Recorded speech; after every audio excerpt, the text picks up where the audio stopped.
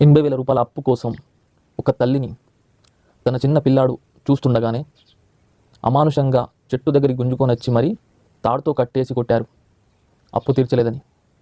ఆ పిల్లాడు ఎంతగా రోధిస్తున్నా కూడా పట్టించుకోకుండా ఆడవాళ్ళ ఉండి కూడా ఆమె చిత్రహింసలకు గురి చేశారు. అసలు వివరాల్లోకి వెళ్తే చంద్రబాబు నాయుడు గారి నియోజకవర్గం అయినటువంటి కుప్పంలో నారాయణపురం గ్రామంలో ఈ సంఘటన చోటు చేసుకుంది. శిరీష భర్త తిమ్మరాయప్ప మునికన్నప్ప దగ్గర, అంటే టీడీపీ కార్యకర్త అయినటువంటి మునికన్నప్ప దగ్గర 80,000 అప్పు చేశాడు. అప్పు తీర్చలేక భార్య పిల్లల్ని వదిలేసి పారిపోయాడు. కూలి పని చేస్తూ పిల్లల్ని పోషించుకుంటూ అప్పు కొంచెం కొంచెంగా తీర్చుకుంటూ వస్తుంది. స్కూల్కి వెళ్ళి పిల్లల్ని తీసుకొస్తుంటే మార్గ మధ్యలో వీళ్ళు ఎదురై అప్పు పూర్తిగా తీర్చాలంటూ తాడుతో ఆమెను కట్టేసి చెట్టు దగ్గరికి గుంజుకొచ్చి చెట్టుకు కూడా కట్టేసి దుర్భషలాడుతూ చేయి చేసుకున్నారు. అక్కడున్న చిన్న పిల్లాడు నిస్సహాయంగా రోధిస్తూ అక్కడే కూర్చుండిపోయాడు. తమిళనాడులో ఒక సంఘటన జరిగినప్పుడు, ఇలాంటి సంఘటన జరిగినప్పుడు అక్కడ ఒక చట్టం తీసుకొచ్చారు.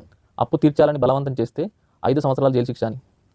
అప్పు ఇచ్చిన వారికి ఎందుకు జైలు శిక్ష అని అప్పుడు చాలామంది అనుకున్నారు, కానీ ఇలాంటి జరిగినప్పుడు మాత్రం అది కరెక్ట్ అనిపిస్తుంది. నిన్ను విడిపించడానికి ఎవరు వస్తారో చూస్తామంటూ వాళ్ళు చెలరేగిపోయారు. చాలాసేపు తర్వాత వాళ్ళు వెళ్ళిపోయాక అక్కడ చాలామంది ఆ ఊరికి వచ్చే వాళ్ళు చూస్తూ ఉండిపోయారు.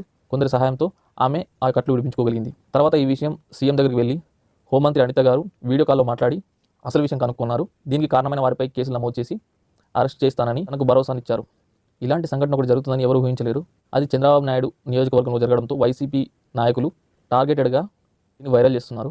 సో ఇది సిబిఎన్ గారి నియోజకవర్గంలో జరిగిన, పవన్ కళ్యాణ్ గారి నియోజకవర్గంలో జరిగిన, జగన్ గారి నియోజకవర్గంలో జరిగిన, ఎక్కడ జరిగినా తప్పు తప్పే.